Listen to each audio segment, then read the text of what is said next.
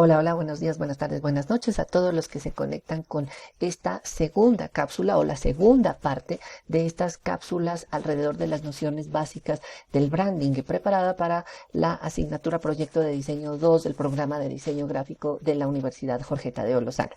Bien, para recapitular, en la cápsula anterior habíamos un poco definido qué era marca y qué era logotipo. Habíamos dejado abierta la definición de lo que era isotipo.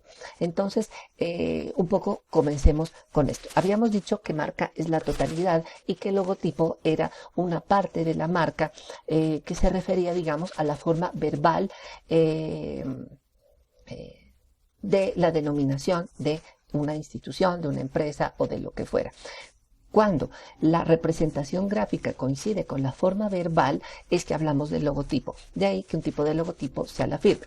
Hoy vamos a hablar de qué es un isotipo. Como verán en este mapa que les muestro, los isotipos pueden ser de varios tipos. Pueden ser monograma, anagrama, sigla, inicial y pictograma. Lo que tienen en común todos estos, y verán que la mayoría siguen siendo letras, pero les explico por qué no es logotipo, y es porque su nombre no coincide exactamente con la forma en que nosotros pronunciamos el nombre de la marca. Entonces, sin más preámbulos, comencemos. Digamos que el isotipo es la parte más simbólica de una marca y precisamente por eso se le suele, digamos, atribuir una capacidad de elocuencia, digamos, mucho mayor de la que tiene el logotipo. Entonces, el isotipo monograma corresponde a una variante del logotipo en la que son utilizadas una inicial o varias iniciales entrelazando los rasgos de unas letras con otras para formar un signo fundido en una sola unidad. Fíjense, por ejemplo, el caso de Volkswagen. Obviamente, el símbolo aquí representado no puede ser un logotipo, aunque deviene, digamos, del nombre de la empresa, porque toma sus letras, digamos, la B corta y la doble B. Por otro lado, para que lo entiendan bien y no se confundan, digamos, con la sigla, los monogramas suelen fundir 2 o 3 o 4 letras en un orden que no necesariamente es lógico o en unas disposiciones que no son necesariamente lecturables. Por ejemplo, en este caso, no puede ser un logotipo porque si lo fuera, sería como voodoo, como un sonido gutural o algo como esto. Bien, también les había traído el caso de Telmex, que hoy pertenece al emporio, ¿no?, de Carlos Slim, y que hace confluir la letra T, obviamente, de teléfonos y la M de México, Telmex. Y bueno, ya, eso.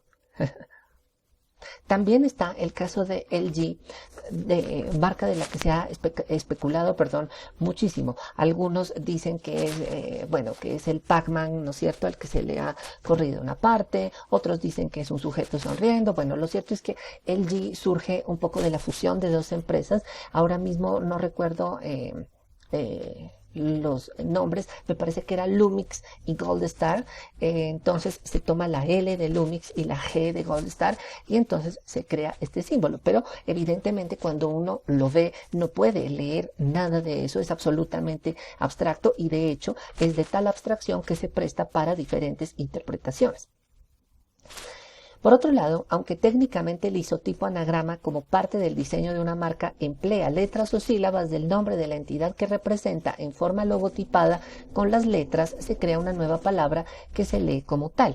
No lo confundan con las siglas porque no estoy tomando la primera palabra la primera letra de cada palabra que configura el logotipo, sino porciones o sílabas de las palabras. Entonces, el mejor ejemplo que les puedo dar es FedEx, porque se han tomado las 3 primeras letras de la primera palabra y las 2 primeras letras de la segunda palabra para formar una nueva palabra que es FedEx o como ustedes le digan, pero no coincide con el logotipo porque la empresa nominalmente se llama Federal Express. Por otro lado, no pierdan de vista un poco el detalle entre la letra E mayúscula y la letra X. En la zona negativa encontrarán una flecha que, es parte del encanto del símbolo porque se dice que un poco refuerza la idea de la velocidad del envío, de la velocidad de la llegada, etc.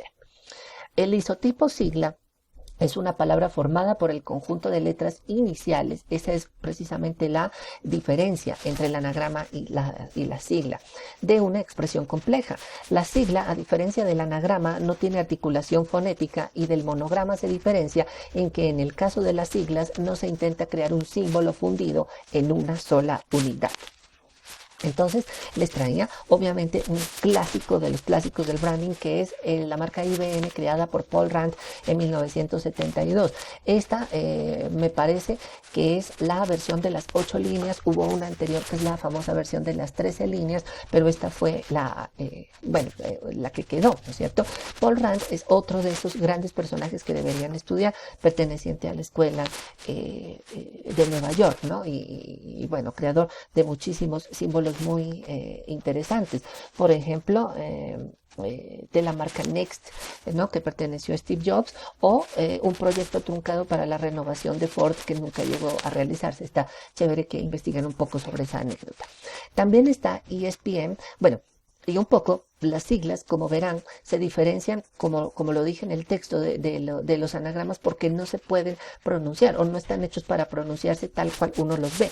De lo contrario, la IBM sería como IBM y esto sería ESPN, ¿sí? O algo como eso. Las tenemos que deletrear: IBM, ESPN, ESPN. Ahora, casi que lo que siempre suele suceder con este tipo de siglas es que se vuelven como el nombre de la empresa, ¿no es cierto? Pero en realidad pues no representan el logotipo como tal. Recuerden que ESPN significa Entertainment and Sports Network. Todo eso no aparece escrito aquí, solo aparecen las primeras letras de ese nombre. En el caso de una marca verbal, el isotipo inicial se refiere a la primera letra de una palabra o nombre de una persona, entidad o empresa, la cual se utiliza a modo de síntesis para identificar rápidamente la unidad de que se trate. Ejemplos hay muchos. Por ejemplo, Adobe, que utiliza la A como símbolo, y Suzuki, que hace exactamente lo mismo. En diseño, un pictograma es una marca diseñada en forma iconográfica. Es una forma de escritura que emplea figuras o símbolos producto de la síntesis de los objetos y formas de la realidad cotidiana. Digamos que un pictograma trata de expresar con una imagen sintetizada una palabra. Así que solo hasta ahora vamos a empezar a ver, imágenes o, representaciones, ¿no es cierto?, o símbolos que no sean lecturables, que no son caracteres. Entonces, para que les quede claro un poco el mapa, esto es lo que hemos visto hasta ahora.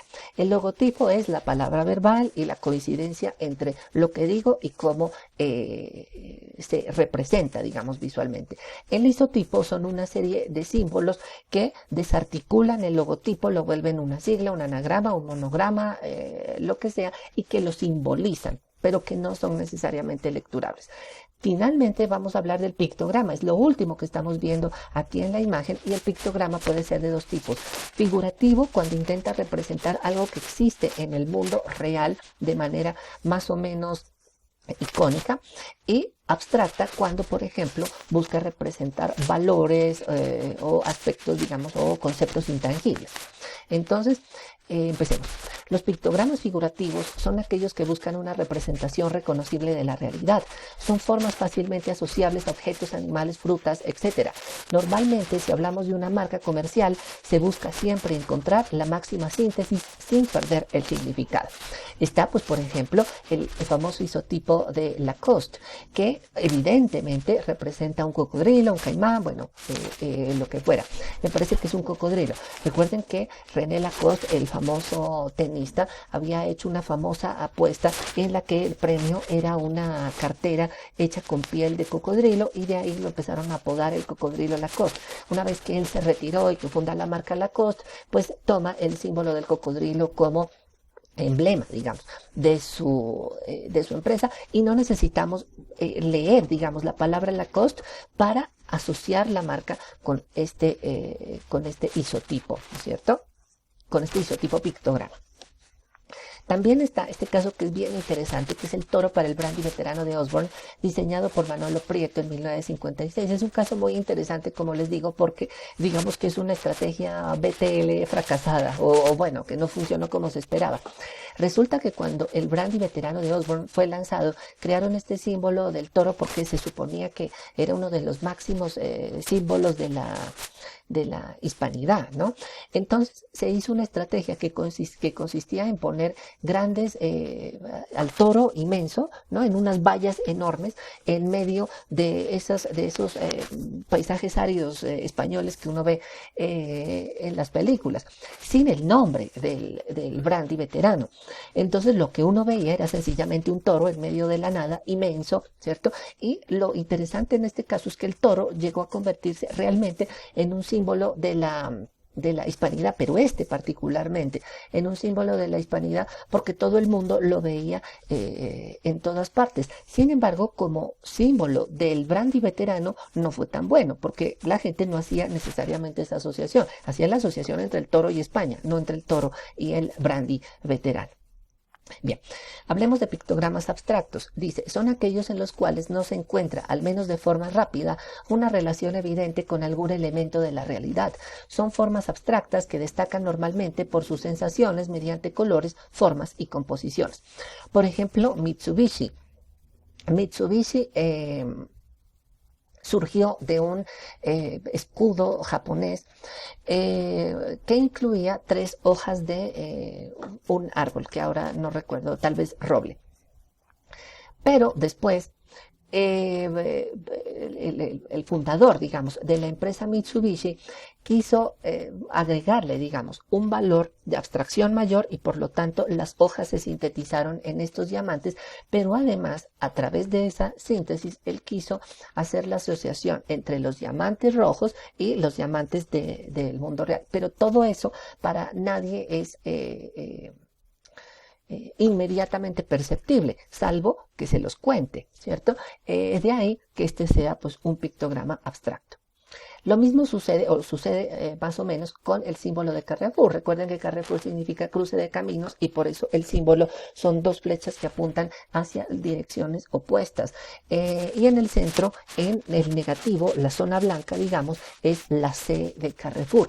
Sin embargo, esto tampoco es claro para todo el mundo y, por ejemplo, muchos, entre esos yo, leyeron siempre de toda la vida un pez y no 2 flechas. Para mí era un pescadito, la parte roja era la cabeza del pescado y la parte azul las 2 aletas dorsales y bueno, la posterior del pescado.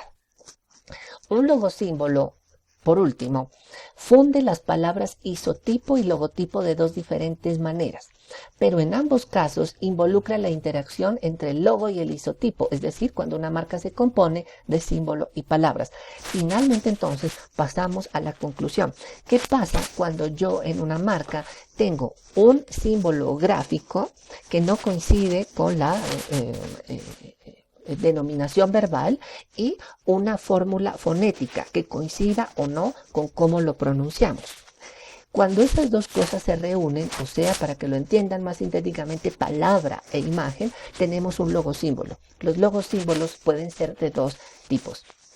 Los logosímbolos pueden ser isologos o imagotipos. La diferencia es realmente sencilla. Mientras los isologos son el texto y el icono fundidos y no se pueden separar porque el texto está dentro de la imagen o la imagen está dentro del texto, como el caso de Burger King, si yo elimino la tipografía, el símbolo queda desarticulado. Si yo elimino la palabra o la frase, digamos, Harley o el nombre Harley Davidson del símbolo, el símbolo queda incompleto, desarmado. Los imagotipos, en cambio, son aquellos que están compuestos por su tipografía o texto y una imagen o símbolos, estos unidos en un mismo concepto, pero por separado. Por ejemplo, el caso de Yamaha y sus 3 claves, ¿no es cierto? Yo puedo separar el símbolo de la tipografía y lo mismo sucede con Puma. Yo puedo separar la figura del puma de la palabra del puma. Eso no sucede en el caso de Burger King. Si yo separo la tipografía del símbolo, el símbolo se desarticula. Si yo quito la pantera, no pasa nada, se sigue leyendo Puma perfectamente y de hecho así se usa en ocasiones. Entonces, aquí les dejo el mapa completo de todo lo que vimos en la clase. Un poco, o bueno, en esta cápsula, ¿no? Así pues, a modo de conclusión, entonces, digamos que la marca es ese gran conjunto que agrupa los valores tangibles e intangibles de una marca. Que el logotipo es la forma verbal de la marca, y si ésta coincide con la forma en que es representada en una palabra, entonces de facto hay un logotipo gráfico. Por otro lado está el isotipo, que suele ser la parte simbólica de un identificador visual, y que el isotipo puede ser monograma, anagrama, sigla inicial y pictograma. Este último además se divide en figurativo y abstracto de acuerdo al grado, digamos, en que representa la realidad. Si es muy apegado a la realidad es figurativo, y si no lo es para nada en lo absoluto es entonces un pictograma abstracto. Finalmente, cuando las palabras y las imágenes se unen en una sola marca, hablamos de logosímbolo, y los logosímbolos pueden ser de dos tipos: isologo, cuando el logotipo y el isotipo van juntos y no se pueden separar, e imagotipo, cuando el isotipo y el logotipo sí se pueden separar.